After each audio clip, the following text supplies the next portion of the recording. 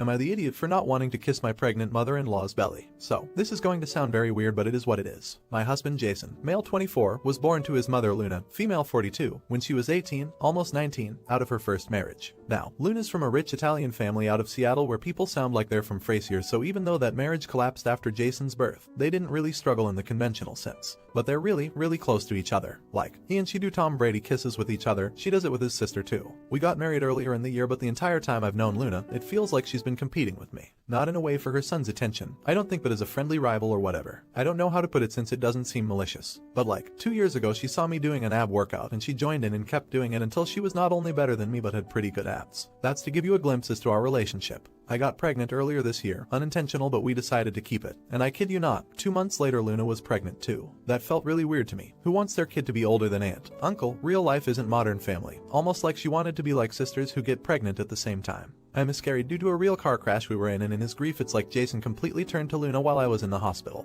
When I got out, it was really, really weird. Like, after visiting his mom's house, he did the Tom Brady kiss with her and then kissed her belly because apparently it's what he did when he was 3 and she was pregnant with his sister. I was freaking out when she asked me to do it too, but I did it just to avoid causing a fight. Since then, I have left his mom's house early whenever we go, making up some excuse or another to avoid the belly kisses, but have had to do it like 3 more times. She's 6 months pregnant now, and yesterday, we visited her house. There she showed us pictures of when she was 7, pregnant with her daughter Rhiannon.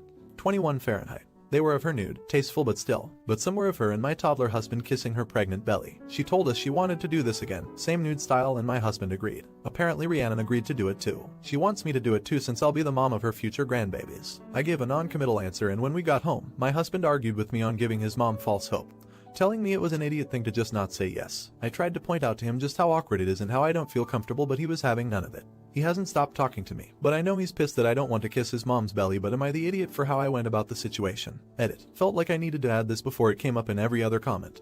Jason and I are in therapy regarding the fact that I almost died in the car crash. Our baby died, that my leg doesn't work anymore, and that he doesn't think he can move on. Belly kisses just didn't seem like a weighty enough issue given all else we talk about there. So for people who are going to recommend therapy, we already go, and I will be bringing this up there. Update. I brought the issue up in therapy. Thanks everyone for helping give me words to use and helping identify my own pain, and I think the therapist was shocked. I pointed out how it hurt me to have to kiss a pregnant belly. It only felt like Luna was having to compete with me. Jason seemed really regretful. He apologized. I know he was holding back tears and promised he'd make sure Luna never asked again. I then pointed out how odd the idea of taking tasteful nudes with his pregnant mom was. He got defensive, but at home he told me I was right and he'd only do the photos if she's clothed. Still weird, but progress. I also got him to agree that we wouldn't be having kids until we were 100% that Luna couldn't have kids anymore. Unfortunately, 2 days later, my leg's condition got fricked. Like, I woke up, tried to stand, and fell screaming and crying. I got hospitalized for 2 weeks. Then I got inpatient physical therapy for 3 weeks. And during this time, Jason regressed back to his mom. The photo shoot got taken and Luna texted me. She wasn't nude and there were no belly kisses, but it was sheer and uncomfortable, especially with my meds. Honestly, I started googling divorce stuff till a nurse put my phone away. After I went back home, and it just didn't feel right with Jason anymore. It was like Luna won and replaced me. I guess he realized it wasn't working and those photos were the last straw. So, after a week he asked for a chance but said if divorce was what I wanted,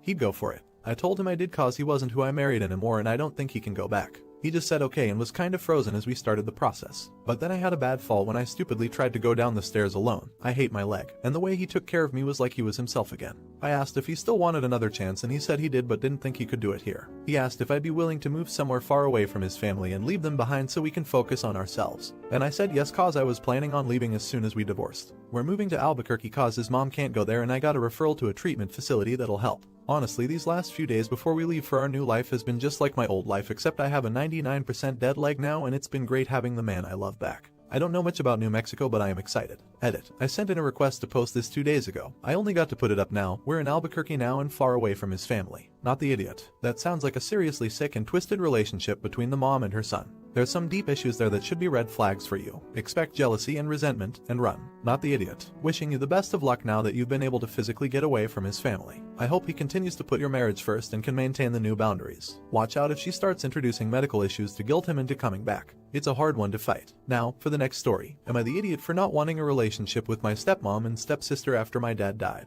My parents got a divorce when I was 6 and I haven't seen my mom since because she was abusive. My dad remarried when I was 8. My stepmom wasn't abusive, but we never clicked. She tried to be my new mom right off the bat, and I found it weird, and she didn't like how I wasn't open to the idea right away. She also had a daughter who's 1 year younger than me. We didn't hit it off either. Don't get me wrong, she's a totally fine person, but as kids she was the typical brat, so I guess it made it hard for us to really bond as kids, I guess. Once I hit my teens I had a rough patch of being rebellious and overall not a good person. My dad gave me space like I needed, but my stepmom didn't see it that way, and we fought a lot because of it. My stepsister was alright during teen years. She got quieter and kept to herself, so we didn't really have any conflict. But me and my stepmom didn't hit it off, and once I turned 18 I moved out the first chance I got. I am now 24 and my dad sadly passed away with cancer, though I didn't get along with my stepmom. I never stopped loving my dad and we texted daily when I moved out. It was rough on me and I do appreciate my stepmom helping me with the funeral, but that was a couple months ago and I haven't really talked to her since. My stepsister has invited me over for Christmas, and honestly I don't know if I want to go. Not because I don't like them, but because it's the same house that we grew up in and it will remind me too much of my dad and I'm still grieving. I know my stepsister and stepmom are too, but frick it sucks cause IDK I just want to be left alone for some time to process cause it was only 3 months ago. Am I the idiot if I don't show up to Christmas Day at my stepmom's place? Update. I decided not to cut my stepfamily out of my life. My second question is if I was taught if I go or not, and people say it's up to me. So I went to my stepmom's place for Christmas. This was my first time with my stepmom and stepsister without my dad. It was super hard cause I sat in the seat he always sat on and I just broke down crying. I am forever grateful for both my stepsister and stepmom cause we all just had a group hug on her couch while I bawled my eyes out. It ended and we didn't open presents but just talked. We had brunch and it went well, though I was holding in tears for the whole thing. This was the first time I could see they actually do care for me and I care for them. They are my family. I didn't stay the night cause I couldn't do that, but I left around 11 at night. This was the first time I ever felt like a full family unit and not the bad kid who fought with my stepmom wasn't the nicest to my stepsister. I thank them so much for not holding a grudge when I went through my teen rebel phase. I hugged them both goodbye and went home. I feel like giving them a shot, and going to my dad's place helped me realize that these are the people who have always been there for me. I mean, they were the ones who didn't give up on me when I was a troubled teen, and I love them both for it. I text my stepsister almost daily now, even if it's just a good morning or I have the day off, and I call my stepmom a bit too now, but it goes a bit deeper and I've started to really trust her like a mom. Thank you all for the advice and to not cut them out cause it really did help me realize that we are a family. We have been since I was 8 and I love and care for both of them very much. You're the idiot. You were only thinking about yourself after your father died. You said it yourself. You didn't see him that much anymore and would mainly text. Your stepmother and sister saw him every day. You need to think about others for a change and do what's best for all. Not the idiot. Good for you. I'm glad you found some peace and love. You are a strong person for overcoming your baser instincts and coming to this realization. Most people just practice avoidance and live with baggage forever. Now, for the next story. Am I the idiot for not letting my sister stay with us after she glamorized the life of prostitution to my 14-year-old daughter? I want to start by saying that I fully support my sister's career choice and I am not interested in comments debating the morality of what she's doing. My sister is an escort. She came to visit us last weekend. She was planning on spending the summer with us since we haven't seen each other for 3 years. When she told us about this, my daughter was ecstatic.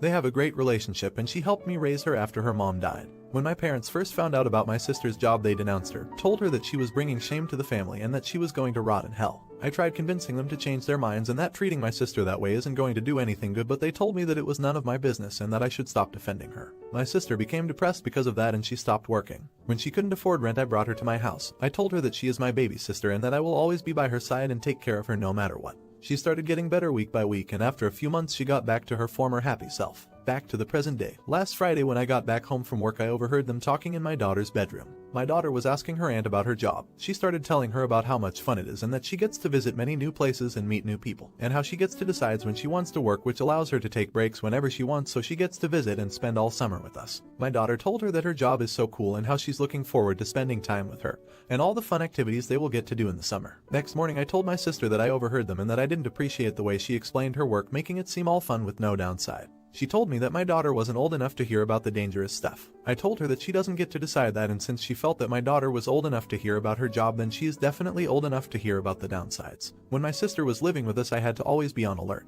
Many times she called me to get her out of uncomfortable and dangerous situations. I had to wake my neighbor in the middle of the night multiple times to watch my daughter while I went to get her. And to this day she still sends me her location whenever she is meeting someone so that I could alert the police in case she doesn't text me afterwards. I told her that she needs to leave by the end of the week if she doesn't want to explain the risks of her job in age-appropriate terms to my daughter. She told me I was cruel for doing this because I know how much they love each other and how much she was looking forward to spending time with us. Update. I spoke with my sister in the early morning while my daughter was still asleep. I explained to her how much it is important to me that she talks to my daughter about the risks of her job because she would actually listen to her aunt more than me, especially now when she reached the stage of dad isn't cool anymore and you are wrong to whatever I say to her, and reminded her how much I want us to spend the summer together. I told her that I am not young anymore and it's unlikely that I will be there for my daughter when she grows up the same way I was for her, so I need to know if I could count on her. I reminded that she isn't obligated to share details with her and just mention the bad side generally: unfamiliar locations, stranger men, increased risk of RP, bodily harm, STDs, drug use, etc. And then we can both answer any questions she might have together if she isn't comfortable answering them alone.